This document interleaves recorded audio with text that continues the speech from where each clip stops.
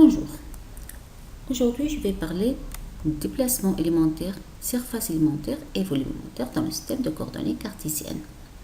Dans d'autres vidéos, je vais en parler dans d'autres systèmes de coordonnées, c'est-à-dire cylindriques et sphériques. De telles notions sont très importantes dans plusieurs exercices, notamment en électrostatique, magnétostatique et en mécanique. Mais c'est quoi un déplacement élémentaire? Un déplacement élémentaire, c'est lorsqu'on a un point mobile ou bien une charge électrique, initialement à la position M de coordonnées x, y, z, et qui effectue un déplacement très faible, infinitésimal, ou un déplacement élémentaire pour arriver à la position M'. Le vecteur MM' est appelé vecteur déplacement élémentaire. En effectuant la relation Charles, M', c'est-à-dire n'est autre que OM' moins OM, et on le note généralement dr. Mais comme le point M est de coordonnées x, y, z, et comme M' est un point très voisin de M, alors ces coordonnées vont être très voisines de celles de M. C'est-à-dire x' va être écrite x plus une valeur très faible, on la note dx, y' égale à y plus dy, et z' égale à z plus dz. Du coup, le vecteur MM' ou bien x' moins x, y' moins y, z' moins z, x' moins x est autre que dx, ça va être écrit dx fois x plus dy fois y plus dz uz. Donc le vecteur déplacement élémentaire dans les trois directions pour un système de coordonnées cartésiennes s'écrit dx ux plus dy y plus dz uz. C'est d'une façon globale, mais dans plusieurs cas, notre point ou bien notre charge, ça dépend suivant le cas, peut effectuer un déplacement selon une seule direction ou bien deux directions. Et dans ce cas, comment doit-on écrire le vecteur déplacement élémentaire? C'est ce qu'on va voir dans la suite de cette vidéo. Je commence par un déplacement parallèle à l'axe des x. Donc le point mobile, initialement la position M, va se déplacer parallèlement à l'axe des x pour avoir le point M', et dans ce cas, le point M' va avoir donc des coordonnées, comme on l'a vu dans une vidéo précédente, en faisant la projection orthogonale sur le plan xy, puis projection selon x. On va avoir un x' qui est égal à x plus dx, y' qui est égal à y, et z' égal à z. Donc x devient x plus dx, y reste constante, ou bien y' égal à y, et z' égale donc la cote de M' égale à celle de M. Et le vecteur déplacement élémentaire MM' va s'écrire dx fois ux. C'est normal puisque MM' est parallèle à x, donc ils sont collinéaires. Ou bien c'est x' moins x, moins x c'est dx fois x, y' moins y c'est 0 fois y, et z' moins z, comme on l'a vu dans la diapo précédente, z' moins z c'est 0 fois uz.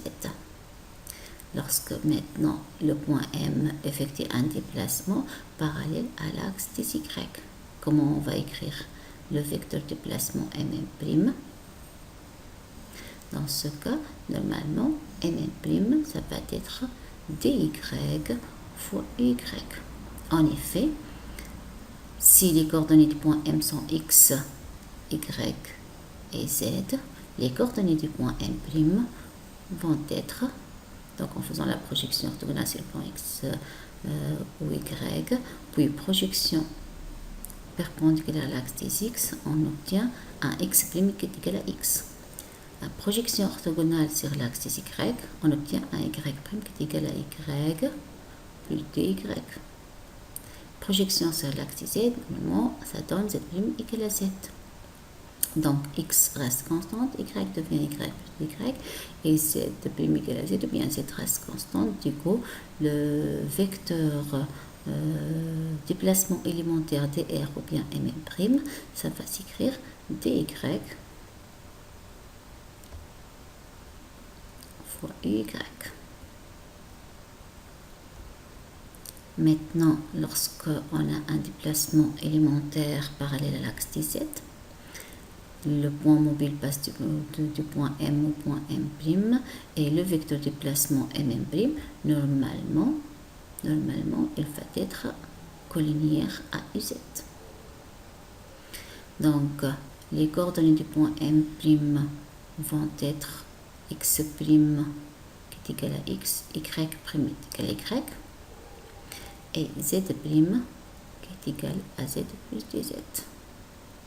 Du coup, le vecteur mm' égale à dz fois uz.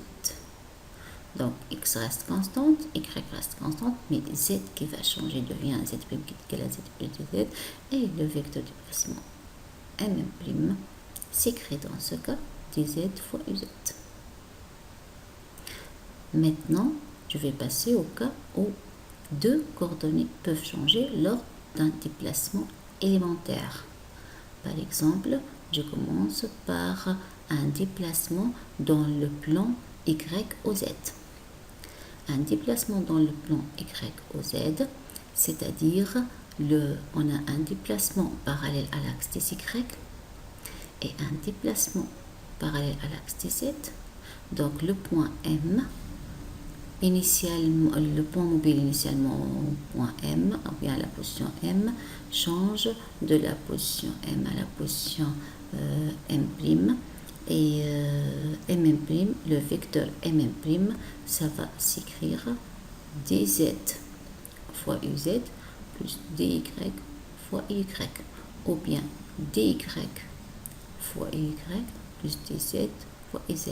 Ici, c'est un déplacement dans le plan y au z perpendiculaire à l'axe des x. Donc normalement, on a x à rester constante, y a changé devenu y plus dy, et z a changé devenu z plus dz, et normalement dans ce cas, le vecteur m' n'a pas de composante selon ux, mais il a composante y fois y plus dz fois uz, ou bien dz fois uz plus dy fois y.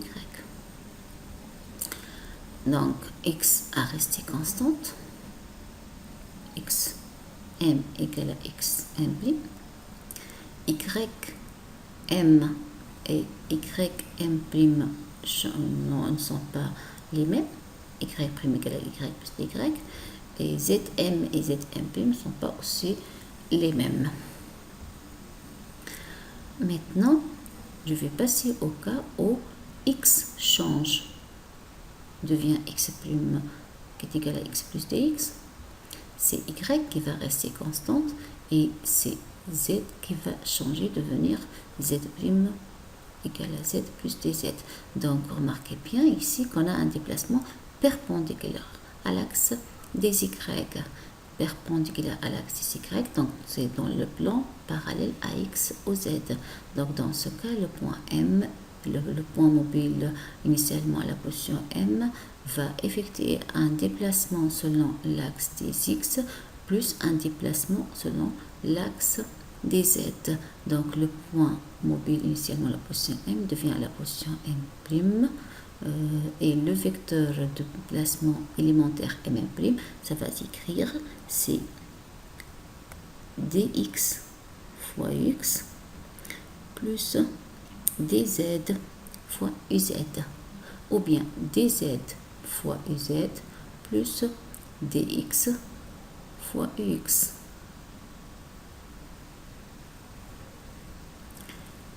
Bien, maintenant je vais passer au cas où le point pour un déplacement élémentaire perpendiculaire à l'axe des z, donc parallèle au plan x ou y.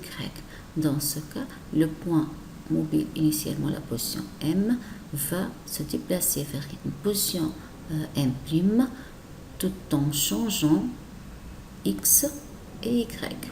Donc, c'est comme vous voyez dans cette image, mm', c'est dx fois x plus dy fois y, ou bien dy fois y plus dx fois x.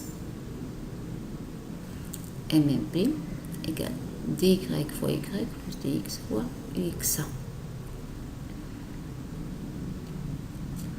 Donc z reste constante. C'est un déplacement parallèle au plan x ou y. Maintenant, je vais passer à un cas plus général. Lorsque m se déplace, effectue un déplacement élémentaire dans l'espace à 3 dimensions. Dans ce cas, x peut changer, y peut changer et z peut changer. Donc, initialement, à la position M, notre point mobile fait effectuer un déplacement parallèle à l'axe des x plus un déplacement parallèle à l'axe des y plus un déplacement parallèle à l'axe des z. Donc, le point M passe de ce point à point M' là. Ou bien, c'est donc le vecteur M', normalement, ça va s'écrire dx x plus dy y plus dz uz. Ou bien, on peut arriver à ce même point en effectuant dy y plus dx x plus dz uz. Ou bien, dz uz plus dx x plus dy y. Ou bien, dy y plus dz uz plus dx ux. Ou bien dy y plus dx ux plus dz. Donc, tous les chemins mènent au même point. Et le vecteur déplacement élémentaire, ça va s'écrire comme on a vu dans la première diapo. C'est dx ux plus dy y plus dz uz, parce que les trois coordonnées, donc les coordonnées du point M', ont devenu x' qui est égal à x plus dx, y' qui est égal à y plus dy, et z' qui est égal à z plus dz. Et le vecteur M', vous voyez pourquoi on l'écrit dx x plus dy y plus dz uz, ou bien dz uz plus dy y plus dx ux. Bien, maintenant je vais commencer un petit rappel mathématique. En fait, je vais rappeler les caractéristiques du vecteur produit vectoriel de vecteurs, soit le vecteur W, produit vectoriel de vecteur U et V. Quelles sont maintenant les caractéristiques du vecteur W? La direction. Commençons par la direction. La direction, c'est la perpendiculaire au plan formé par les deux vecteurs U et V, c'est-à-dire c'est le plan de ce parallélogramme, et la perpendiculaire à ce plan, c'est la direction du vecteur W. Le sens du vecteur W est donné par la règle de tir au bouchon. C'est-à-dire quoi? C'est-à-dire ici, comme si on est en train d'ouvrir le bouchon. Donc, si on a ce sens, dans ce cas, le sens du vecteur W dans le sens de tir du bouchon. Et maintenant, on est en train d'enfoncer. Si le produit entre deux vecteurs fait ça, donc dans ce cas, le sens du vecteur W va être dans le sens d'enfoncer le bouchon. Dans notre cas, c'est un produit de U à V, donc c'est dans le sens de tirer le bouchon, et dans ce cas, c'est le sens du vecteur W. Pour la norme du vecteur W, ça va être la norme de U fois la norme de V fois le sinus U fois V. Explicitant cette norme, et en particulier le V sinus l'angle que fait bien l'angle entre U et V. V fois sinus cet angle, ce n'est autre que ce côté. Maintenant, si on élimine cette partie et on la laisse ici, c'est exactement ces deux valeurs, ces deux parties sont égales. Dans ce cas, la norme du vecteur W égale au vecteur U, c'est-à-dire ce côté, fois V sinus U, c'est-à-dire celui-là. Donc c'est l'aire de ce rectangle qui n'est autre que l'aire de ce parallélogramme. En effet, ces deux parties sont égales. Il vient donc immédiatement que la norme d'un produit vectoriel de vecteurs est l'aire du parallélogramme engendré ou bien formé par ces deux vecteurs. Dans notre cas, par exemple, pour une base, par exemple orthonormée, si on essaie d'effectuer le produit vectoriel X vectoriel Ux vectoriel Y, Ux vectoriel Y, c'est un vecteur qui est perpendiculaire au plan formé par Ux, Y, c'est-à-dire il est porté par UZ. Son sens est donné par la règle de tire-bouchon Ux vectoriel Y, ça donne le sens de UZ. Et sa norme, c'est la norme de U, c'est-à-dire 1, fois la norme de Ux, c'est 1, fois la norme de Y, c'est 1, fois le sinus entre les deux, estime base orthonormée, donc sinus 90, c'est 1. Donc la norme, c'est 1. Donc Ux, Y, c'est bien UZ. Si maintenant on effectue X vectoriel UZ, X vectoriel UZ, c'est dans ce sens, ça donne un vecteur normé perpendiculaire à X, Y, c'est-à-dire porté par Y, mais dans le sens de moins Y, donc c'est moins Y. Et Y, Z, ça donne X. Il vient donc immédiatement la règle suivante. Si on a une base orthonormée directe, X, Y, Z, c'est le sens direct. On effectue le sens positif du sens direct. Le produit vectoriel X vectoriel Y, ça donne UZ. UZ vectoriel UX, c'est dans le sens positif. C'est bien UY. Maintenant, UZ vectoriel Y, UZ vectoriel Y, c'est dans le sens opposé au sens positif. C'est donc moins UX. Et ainsi de suite. Dans notre cas, si on effectue le produit vectoriel dx ux vectoriel dy y, c'est-à-dire dx x vectoriel dy y, c'est égal à quoi?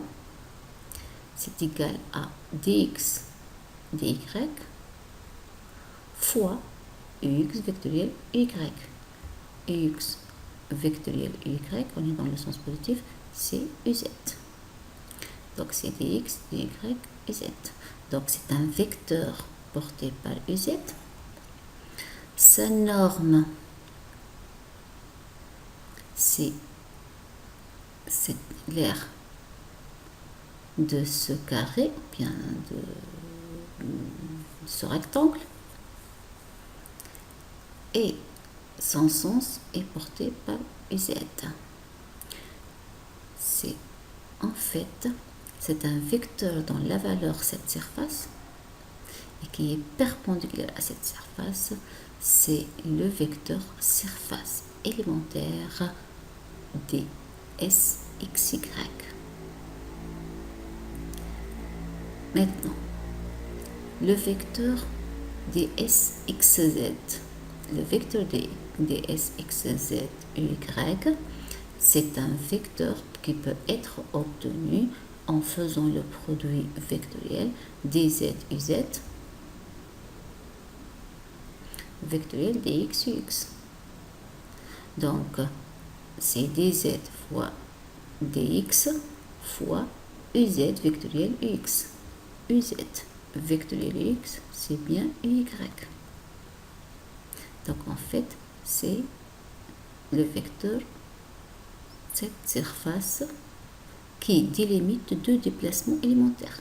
C'est une surface élémentaire. Il reste maintenant la surface élémentaire ds yz ux qui est obtenue en faisant le produit vectoriel dy y fois dz uz. Et là, comme norme, ce petit carré ou bien ce petit rectangle, et le sens est porté par X qui est perpendiculaire à cette surface élémentaire.